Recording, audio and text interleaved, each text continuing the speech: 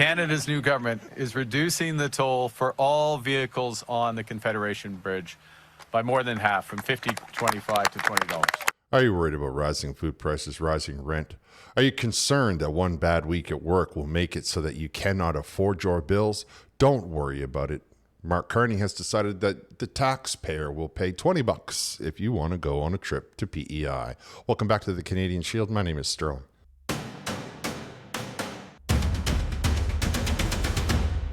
As many people are aware, the Liberal slogan of elbows up was actually a lie, and Mark Carney has absolutely no ability to negotiate a deal with Donald Trump. The man, Donald Trump, has sealed the deal with probably 100 countries in the last few months. He has encouraged $16 trillion in investment, and just yesterday he sealed the deal for $600 billion of investment with the EU. Mark Carney and the Liberal government, of course, utter failures at the entire policy of governing the country, are trying desperately to make people believe that it's all about something else. And they're desperately trying to use their mainstream media, their propaganda arm, their corporate friends, their shill corporate media that will only say one thing and not both sides of the coin, that will not maintain its neutrality, which I think every last one of you should be very ashamed of yourselves. Well, they're trying to make you think that it's no big deal. We still have a couple of days until August 1st, but don't worry, because on August 1st, Mark Carney's government has announced that they're going to be cutting the fees to cross the Confederation Bridge into Prince Edward Island in half, as well as cutting the fees to use transportation of a ferry down in the Atlantic provinces. And they're going to get a company to freeze all of its transportation freight costs, which the Canadian taxpayer will have to pick up. So now I know you're living in Yellowknife and you're telling yourself, well, there's no reason that I should have to pay for a ferry or for somebody to ship a product from Newfoundland into Prince Edward Island. And I got a newsflash for you. Because you voted for the Liberal government, you are in fact going to be paying for that. Now let's just listen to some of this announcement before we come into how badly it is and how they're really hoping that it will offset the announcement of the trade deal with the EU. And I don't see it being anything other than insulting, if I'm honest. And we're reducing the tariffs, the fares, by 50% for passengers, for vehicles, for commercial traffic on Eastern ferries, those Eastern ferries that are federally supported, and funding Marine Atlantic to reduce its passenger fares by 50% on both routes and freeze freight rates. This is big, it's big money. Combined, this is going to save users approximately $100 million. Today's announcement will mean more Canadians can see more of Atlantic Canada. And so all Canadians families can have the chance to enjoy our beautiful country this summer. We've also created the Canada Strong Pass. So families can visit our national parks, our museums, our galleries, and our historical sites for free. There was a lot of misinformation in that little bit of statement. We're going to let you get to all of our national parks for free, but the taxpayer is still paying for that. Remember that the reason they put all of these costs in the first place is because there are maintenance costs, there are upkeep fees, and they wanted people to start paying for it rather than have the government pay for it so many years ago. Then last year they decided everybody who was not a full-blown Canadian citizen could go to the national parks anyway. And that made people a little bit upset. I just think we need to look a little bit at Mr. Economics math here. He claims that by the government picking up the tab on 50% of its operational costs, as well as getting a company to freeze its freight rates, they're saving the people in that area about $100 million. But that $100 million still has to be paid. So who's paying that? Well, I'll tell you who's paying that. Everybody. Worse than paying that, however, we're borrowing it with an interest rate because we don't have any money. So we're borrowing money with a very high interest rate, meaning that it's actually going to cost the Canadian taxpayer much more than $100 million. You, sitting in Whitehorse right now, are paying so that a person can leave PEI in their car and save $20 and then save $20 on the way back in. You, sitting in Manitoba, same deal. the list of people that are saving money for people in Nova Scotia or in the Atlantic provinces, a region that voted quite overwhelmingly liberal, I would like to point out. The idea that those operational costs for the bridge and for those federal ferries that he mentioned, because when you think of it as a federal ferry, think of it as a bus or, something that carries mass transportation to various areas. The government pays so that that service will exist.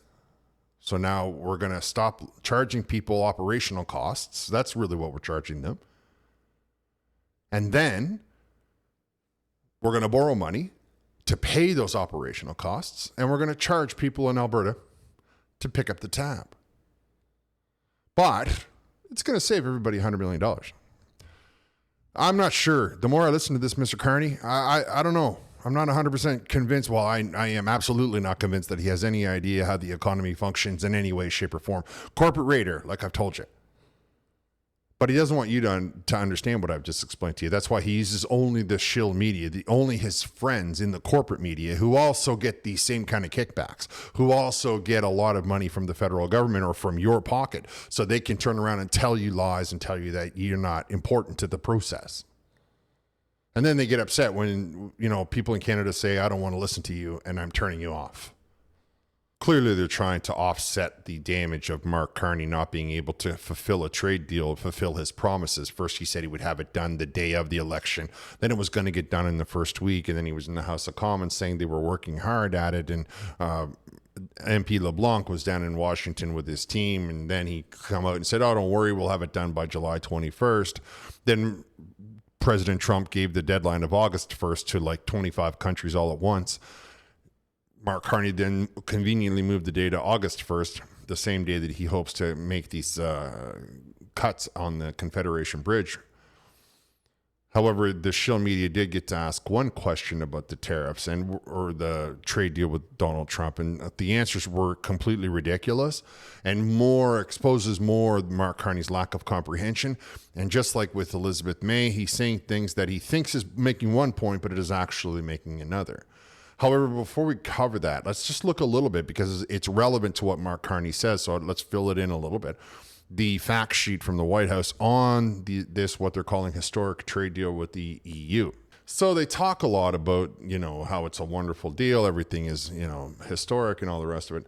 The deal bolsters America's economy and manufacturing capability. The EU will purchase $750 billion in U.S. energy and make new investments of $600 billion in the United States by 2028. $750 billion in U.S. energy. Do you feel that they are sending the European Union windmills? Do you think that they're sending the European Union generating stations? Or do you think that they're sending the European Union coal, natural gas, oil, and all the other fossil fuels? Some of the other things that this fact sheet touches on the deal is colossal deal will enable U.S. farmers, ranchers, fishermen, manufacturers to increase exports, expand business opportunities. As part of the establishment, the European Union will pay the United States a tariff of 15%, including on auto and auto parts, pharmaceutical, semiconductors. However, the sectoral tariffs on steel, aluminum, copper will remain unchanged. The EU will continue to pay 50%, and the parties will discuss securing supply chain for these products. This new tariff regime will generate tens of billions of dollars in revenue annually and help to close the longstanding trade imbalances between the United States and Europe. 50% on European steel, aluminum, and copper. 50%. Anybody out there right now who's listening to my voice that works in those industries in Canada can see what we're looking at. We can see the writing on the wall right there. No matter what Mark Carney tries to tell you. No matter what they say about saving $20 on the trip over the Confederation Bridge. It's 50% coming out of Europe. It's 50% in so many other places. It's going to be 50% in Canada. Because he wants to develop his own industry, something that our federal government should have been doing and working on for many years now. I'll leave a link in the description to this article or to the fact sheet. However, there are a couple things I want to discuss because it's relevant to what Mark Carney's about to say. Unleashing American energy, the EU will double down on America as the energy superpower by purchasing $750 billion of U.S. energy exports through 2028. This will strengthen the United States' energy dominance, reduce European reliance on adversarial sources, and narrow the trade deficit with the EU. Like I told all of you before, they're not going to be buying Canadian products. So Mark Carney, who stood up and said, no, we're going to be trading with the EU. They're not going to be trading with Donald Trump because we make our steel and our aluminum and our stuff all carbon green and everything. And that's what they're looking for. Turns out what they're looking for is to make money and save their own political skin. If you come down a little bit, you'll see there's one for barriers for digital trade. The United States and the European Union intend to address the unjustified digital trade barriers. In that respect, the European Union confirms that it will not adopt or maintain network usage fees. Furthermore, the United States and the European Union will maintain zero customs duties on electronic transmissions. What that means is there's no digital sales tax. So when the Liberal government tries to stand up again and tells you that they're working in lockstep with Europe, we can see now that they're just saying one thing and the reality on the ground is something completely different. The last one I want to point to before we go back to Mark Carney's absurd statements. Military equipment. The European Union has agreed to purchase significant amounts of U.S. military equipment. So when Mark Carney said that he's going to be integrating our industries with our military, with the how they want to rearm Europe, again, they chose the Americans. Of course, they chose the Americans. Whether they have more establishment or can offer the product cheaper is not really part of the question. What is part of the question is that the people in America, their government invests in industry, so they have money to spend, and that money to spend is what the Europeans are after. They want people to buy their products, so they will say and do whatever they got to do. That's how it works with all of these other countries. Canada, it almost seems like the Liberal government wants this country to fail. And as I say that sentence, I hear Donald Trump. Never say never.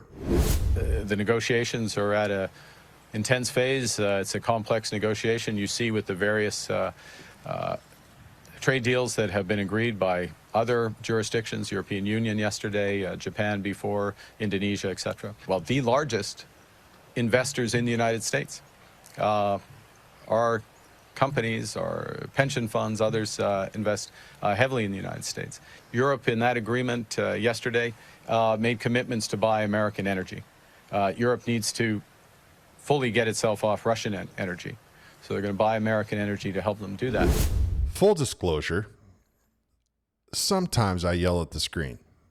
And when I heard that last statement, those two put together, well, I hope my neighbors were not shocked or surprised or anything like that. Let's focus on a couple of things that he said there. On the one hand, he's like, oh, no, we invest, Canadian pension plans invest in the United States. That's that statement I told you where he thought he was saying something clever because that protects him now that, he's got 500 investments in the United States and none in Canada. He's trying to make everybody that in his camp think that it's okay. Because the teachers union in Canada, who's picked up by Brookfield, does all of their investment in the United States. Or the teachers union in Ontario, or any of the other unions that are invested in the United States. Of course, one of the primary reasons they're invested in the United States is because the Liberal government destroys the industry in Canada with their socialist and their far left policies. So none of the industries that may be developed in Canada can be invested in because they've all moved down into the United States, or they have gone over the years down into the United States where they are much more friendly to industry, where they are much more friendly to that kind of investment. Ultimately, the policies, which is what I've been trying to get everybody to understand, the policies of the federal government, the policies of the Liberal government has caused industry and business to run rampant and run fly down into the United States. So all of that money that we generate in Canada, take from the various hard workers in Canada, especially when you consider the teachers fund, who pays for teachers? So all of that money is now being invested into the United States of America, being taken out of our system, and not helping to develop or being spent in our system. And the best example is the next thing that come out of his mouth. Yet another example of the Liberal Party not taking accountability for their own behavior. Yet another example of people on the far left thinking that they're not responsible for some of the destruction that's happening.